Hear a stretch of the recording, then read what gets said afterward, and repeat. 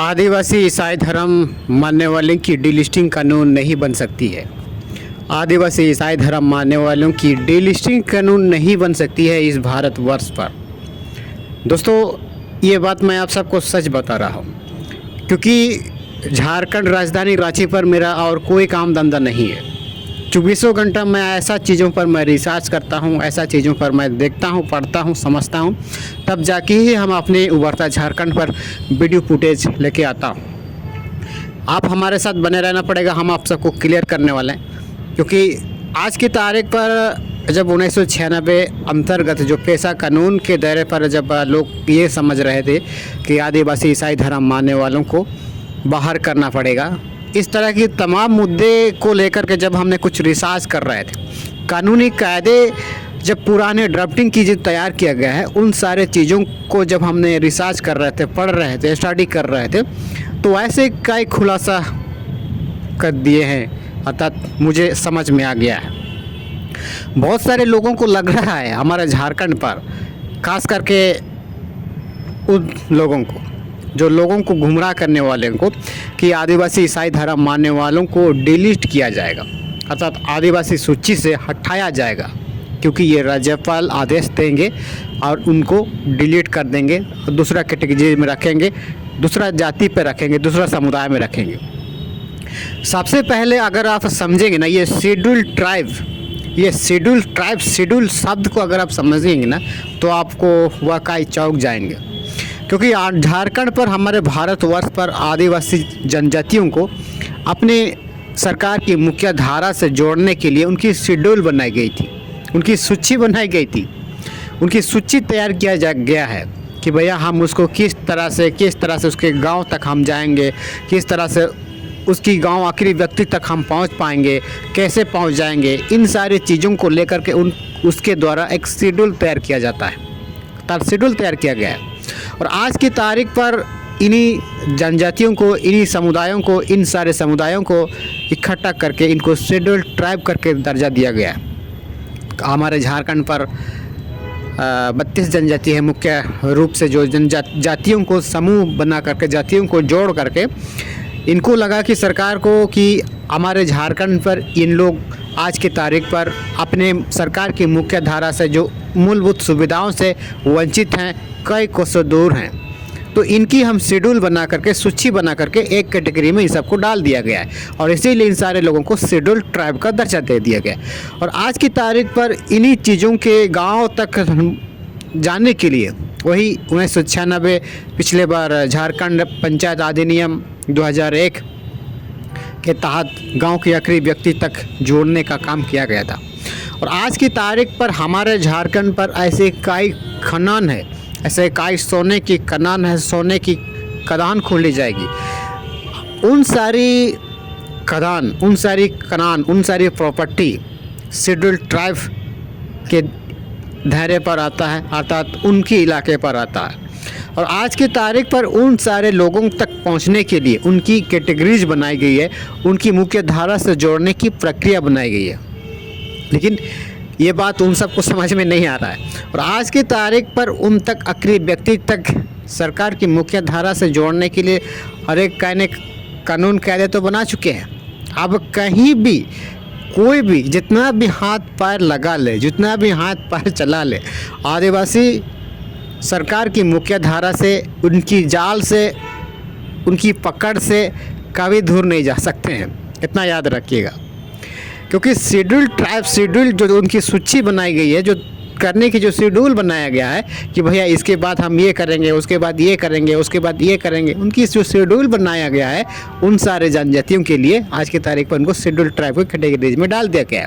और आज की तारीख पर कुछ लोग ये मांग कर रहे हैं कि भैया आदिवासी ईसाई धर्म मानने वालों को हम शेड्यूल ट्राइब से दर्जा हटा देंगे, उनके लिए आरक्षण ख़त्म कर देंगे, आरक्षण नहीं मिलेगा उन सबको।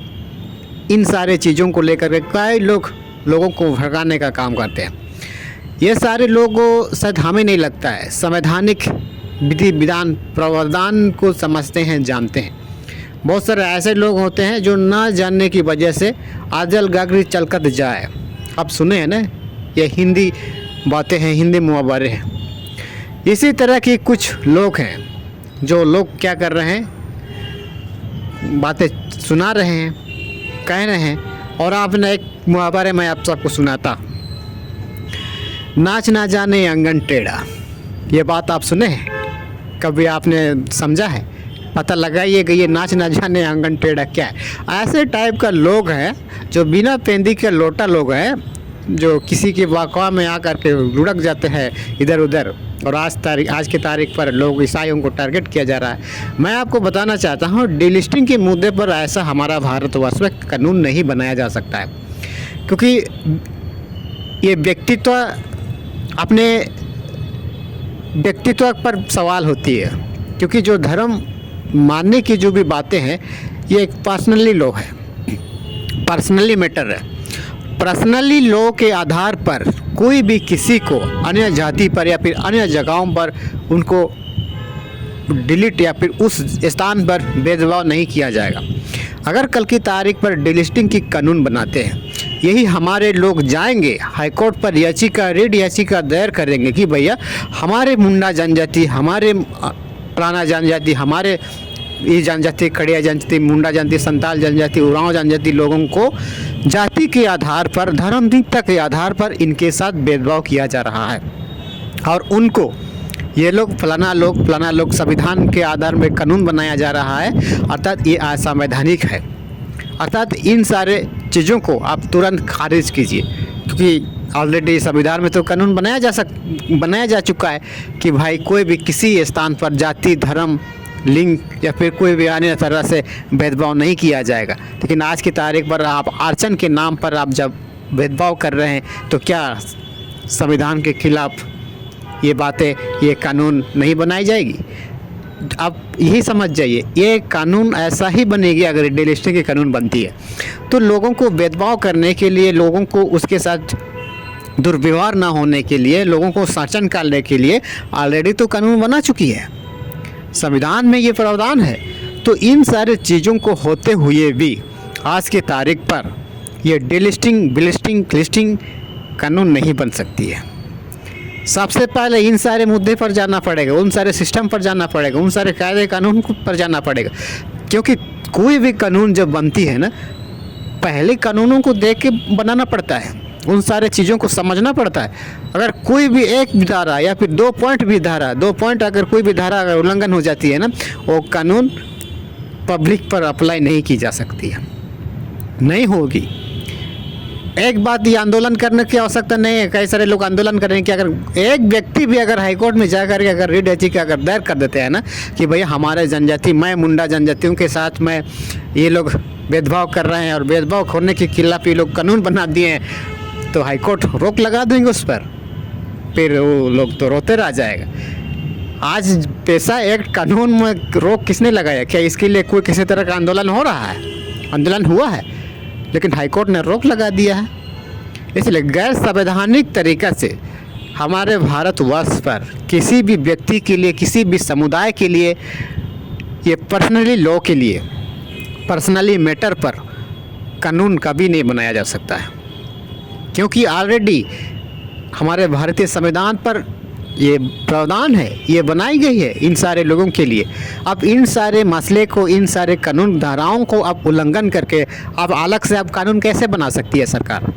ये नहीं हो सकता है। और इसीलिए मैं कह रहा हूँ दोस्तों, आदिवासी ईसाई धर्म मानने वालों के लिए डिलिस्टिंग का कानून नहीं बनाया जा सकता है, नहीं बनाया जा सकता है, भविष्य में भी नहीं बनाया जा सकता है। जितना हाथ पैर लगाओ लो, नहीं बनाया जा सकता है।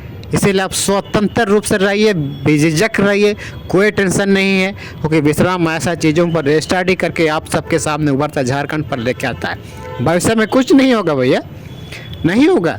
ये जनजाति, पंजाति, कंजाति लोग ना मिट्टी में मिल जाएंगे, उनकी उम्र गुजर जाएगी, 100 साल लग जाएंगे, लेकिन डिलिस्टिंग का कानून नहीं बना सकती है हमारा भारतवर्ष पर, नहीं बना सकती है। कुछ लोगों के इशारे पर इनको इस्तेमाल किया जा रहा है और इन्हीं चीज़ों को देख करके उनके द्वारा फंडिंग करके पैसे, चंद पैसे कमाने के लिए लोगों को भड़काने में लोग तुला हुआ है। आपको समझना पड़ेगा, डिलिस्टिंग का कानून भविष्य में भी नहीं बना सकती है का सरकार।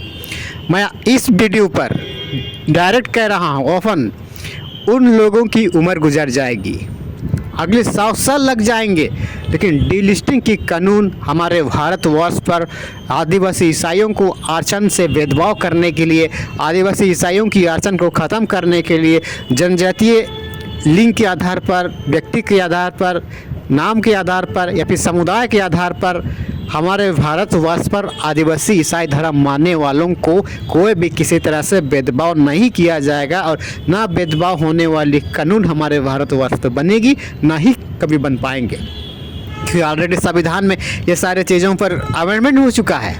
अब इन सारे अमेंडमेंट को आप उल्लंघन करके आप आदिवासी ईसाई धर्म डीलिस्टिंग की कानून आप कैसे बना सकती है सरकार? नहीं बना सकती है, ये हो ही नहीं सकता है। और ये जो दो कौड़ी के लोग हैं ना, ये लोग ऐसे ही चिल्लाते रहेंगे, कुछ नहीं होगा। ये कहावत जो चिल्लाने की प्रक्रिया की कुछ कहानी मैं आपको बता देता हूँ, क्योंकि मैं मुंडा जनजाति से आता हूँ। जब हम मछलियों को जब पकड़ते हैं ना, केकड़ों को जब पकड़ते हैं ना, जो डुंटी हमारे मुंडारी शब्द में पकड़ के डालते हैं, उसको डुंटी कहा जाता है। उस डुंटी में केकड़ों को डाल के जितने भी जो लोग कुछ कर ले, जितना भी कुछ कर ले, वो लोग कुछ उससे हो पर नहीं पाएगा, कुछ हो ही नहींगा। और इसी तरह से ही उनकी मुंह से जो फरफर आवाज़ निकल जाएगी, क्या बोलते हैं, वो जाग निकल जाएंगे, लेकिन वो लोग कभी निकल नहीं पाएंगे या फिर वो लोग के लिए कुछ कर नहीं पाएंगे, और अंततः वो लोग अपने ही उंगली से वो लोग मारे जाएंगे, अर्थात पतन हो जाएंगे।